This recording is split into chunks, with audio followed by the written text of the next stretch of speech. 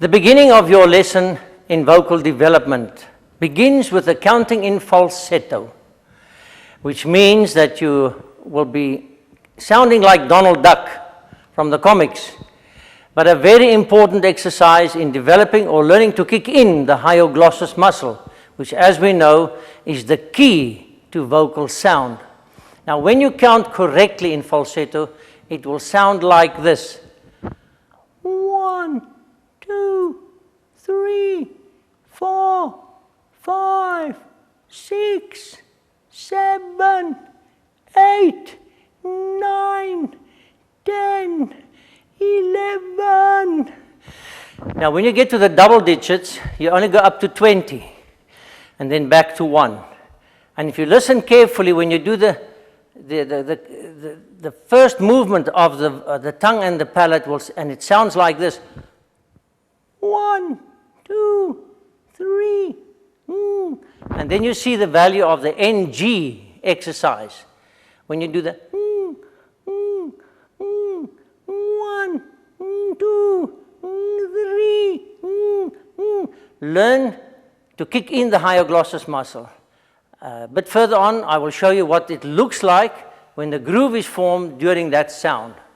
When I lived with Professor Foistinger, I counted up to 8,000 a day to learn, and that's from 1 to 20, 1 to 20, 1 to 20, and it helped tremendously to get the hyoglossus, which most singers seem to lose along the way, and stutterers don't use it all.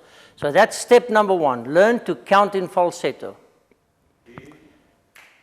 If you have difficulty in getting the groove, I've explained to you before that you take a spoon, the back of a spoon, and you tickle the tongue at the back until you heave. And at that moment, the tongue will have a very strong contraction, and the eye will actually see that muscle contract. And that brain cell which controls that action begins to work for you. Another exercise to help you is to grab the tip of the tongue with a handkerchief, and then to let the tongue go back into the mouth, and the tongue must never, and this here you've got to be very careful, the tongue mustn't pull back on the fingers, it mustn't get hard, the tip of the tongue stays soft and relaxed, and while you're holding it in that position, which I will demonstrate after this discussion, the back of the tongue is then mentally stimulated by just looking at the back of the tongue, and you move it up and down, and remember, there must be no pulling or pushing or hardening of the tip of the tongue. Then you're learning to isolate the hyoglossus muscle, which is the one we're after.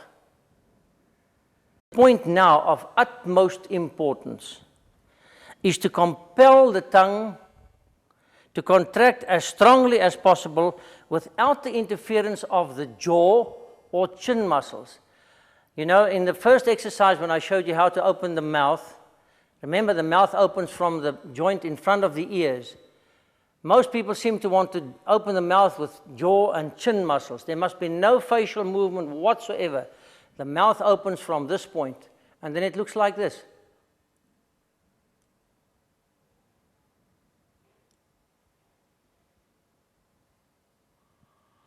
Tongue lies absolutely still, fills the space between the bottom teeth, and once you are sure that there's no twitching or movement in the tongue, that the mind is holding it absolutely relaxed, then we'll move on to the palate, holding the palate down, and only the uvula shrinking into the palate, which is perfect vocal action. When the hyoglossus muscles are active, that is when the action of the tongue produces the voice, then you will notice a ring and a resonance in the voice, which is not present when the tongue is inactive. This ring or bell-like resonance is the quality which must be sought for at all cost of labor and patience. It's the quality which distinguishes your voice from that of the ordinary voice. It is this quality which makes for success in the speaker and, of course, altogether in the singer. You can already understand by what I've told you that the teachers who tell you to pull the larynx down or to pull the larynx up do not understand the physiology of the voice. No high tones would be possible unless they sound forced, and that ring that I've just spoken about, that bell-like ring, will not be present in your voice if the larynx is dragged down. And the reason for that is when a man stands upright and he wants to move, and he takes one step forward, he's stuck now, unless he brings the other leg up next to that leg and then puts the other leg in front. So the principle in muscle function is this. When it's in its most natural position, you can choose to move forward, backward, sideways. But once you've pulled it out of position, you need to restore it until you can then do the next move. So dragging the larynx up and down, and you find many singers and speakers when they speak this, the cricoid bone, what we call the Adam's apple. Even in normal speaking, you see this movement in the throat, which is totally wrong. That's a sure indication that wrong muscles are being used to produce sound. And thus it is with a scientific course as the one that I'm giving you. You know exactly what to do, and if you diligently do it, you will arrive at the point where perfect action works for you. The tongue is the medium through which sound is made. And at all costs, apply yourself diligently to conquer the very first step in voice production, and that is to get the tongue under your control. Make sure that the tongue does exactly what you want it to do. And this doesn't take very long. I've not found a student ever to go more than 3 weeks, and that was the rare one. Most get it within a week and a half. The tongue is under your control.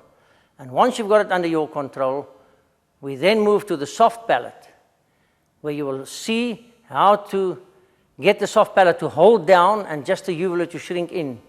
And once you combine those 3 actions, and I'm going to demonstrate just now what it looks like and sounds like when you get it right. The one I'm going to sing something from is Non tamo più. Now, I'm going to sing it and then I'm going to go through it slowly and explain to you how the NG is built in throughout. And it sounds like this. Ricordi ancora, dice d'incontrammo, le tue promesse le ricordi ancora. Folle d'amore ti seguì, ci amammo, e accanto a te sognai, folle d'amor. That's enough, and now I'm going to explain to you how the NG. Now when you do the NG exercise, remember, it is exactly the same position as when you're counting in falsetto. And when you do it correctly and comfortably, that also determines what you are, whether you are a baritone, a bass, or a tenor. Where you are comfortable, you go.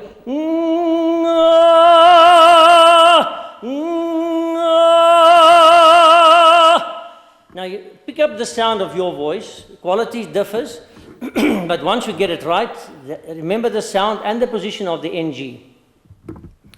Now when I say ricordi ancora, and then ricordi ancora,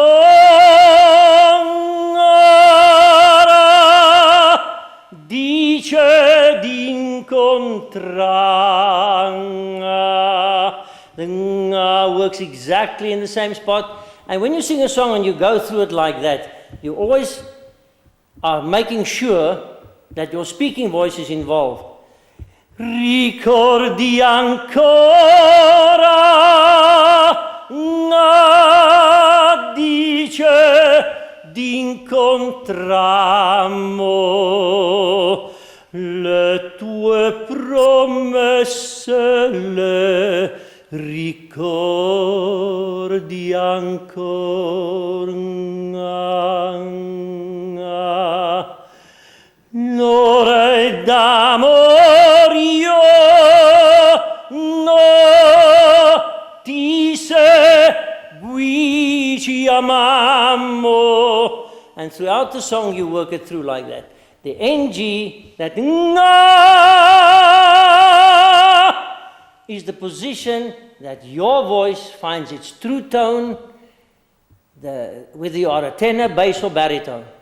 And the important thing to remember here, when you go from the ng to the a, the transition must be so smooth that the ng becomes the a. It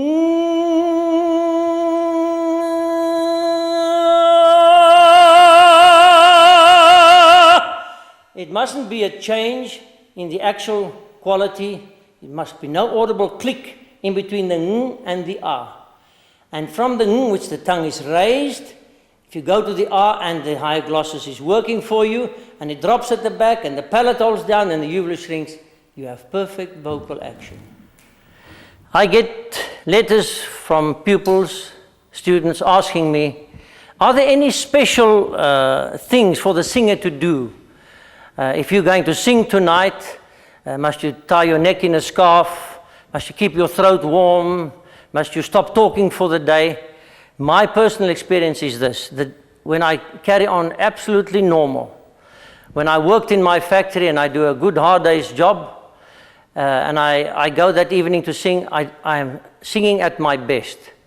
There is no abnormal nursing of, when you keep the throat warm, it still doesn't protect your voice whatsoever.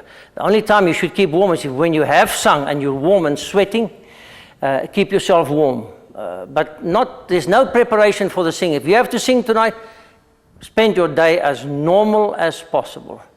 For me, that worked. Now, the other thing that singers also wonder about, when you're in the theater, people are always running on adrenaline. And I made the mistake often that I would go into my dressing room,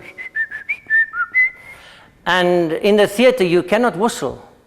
You must not whistle in the dressing room. Then you've got to go out and come in twice. There was some ritual I had to go through.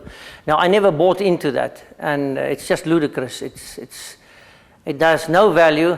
What I found for myself, many times if I'm on stage and I've taken a step this way and that way, that something just says to me, go back exactly the same way. One of those stupid, silly things, but I never developed that into an art. It's just something I became aware of now and again, that something says, go back the same way you moved in a particular direction. But otherwise, there's no special things for a singer. Remember that you can never lubricate the cords. You cannot have a raw egg or some mixture or potion with honey in to lubricate the cords. Nothing you ever swallow will pass the cords. And the reason for that is that your vocal cords sit in your air tract. And nothing you ever swallow will pass the vocal cords. And some singers are confused on this issue. I remember the time when I was singing La Traviata and I was just going on stage, and one of the chorus members gave me a lemon and says, Jaco, suck on this lemon. I said, it will never reach my cords because it doesn't sit in your esophagus where food goes down to your stomach. Your vocal cords sit in your air tract. So one of those silly myths that singers must be aware of. And beyond that, normal, natural, don't get finicky and fuss yourself. Having a voice and developing it is a very natural process. The last point I want to touch is on breathing. Students are very confused on exactly how you should breathe. Now, in the manual, there's a whole section where it's explained what is correct breathing. Now, the points I'm going to mention is just this. You have a chest with ribs tied to the spine. It's anchored there. Some students come here and say the teacher tells them to lift the shoulder blades. Now, lifting the shoulder blades where they're hinging does not increase the size of the chest cavity at all. So it's crazy to lift the shoulder and think that you're increasing the chest. And also in a book that I read recently, this lady claims that when she takes a breath, she can expand her chest 6 inches. And she's very small. Now, believe me, when I was young and I did bodybuilding and I had lovely lats, I could expand probably 2.5, 3 inches. So it's crazy to think that you can expand a chest 6 inches. The bottom ribs, the very bottom rib, is where your diaphragm is tied to. And when you take a deep breath, the bottom of the rib would lift out slightly, but there's no stretching of bone. You cannot stretch a rib cage. The bottom rib will just lift a bit with the expansion. But all these crazy ideas about breathing like this and breathing like that. And another silly thing that teachers, even pupils propagate, is that the lung for a woman, that you breathe on the top level of the lung, and for powerful singing you breathe in the bottom. Now that's silly. A lung is a cavity. When the air goes in the nose, it fills the cavity. You can't fill the bottom sacs and not the top sacs. The air goes into the lung and fills the whole lung at all times. And another silly notion that people have is that a woman breathes different to a man. The mechanism is exactly the same. They're being smaller and more petite, but the muscles and the bone involved is exactly the same. Women do not breathe different from men. And the thing to remember is that breathing must be flexible. Don't wear tight clothes when you go and sing, because it will hinder you in taking a nice deep breath and expanding. The diaphragm can only move up and down. The diaphragm can only move up and down. I had a teacher in Milan once which told me to stand in front of the grand piano in that cutaway section, put my stomach against the piano, and don't worry if you push the piano away, because the diaphragm is very strong. And I mean, this is ludicrous. The diaphragm does not move forward and backward. That's stomach muscles. And you can find that while you're speaking, you can actually move your stomach forward and backwards, and it doesn't affect the speaking. Now, if you change the direction of the diaphragm, that would immediately stop the sound, because the diaphragm slowly contracts to give you the supply of air that you can continue producing sound. So I'm not going to go into every detail of what is correct breathing. Suffice to know, it must be spontaneous, natural, and easy.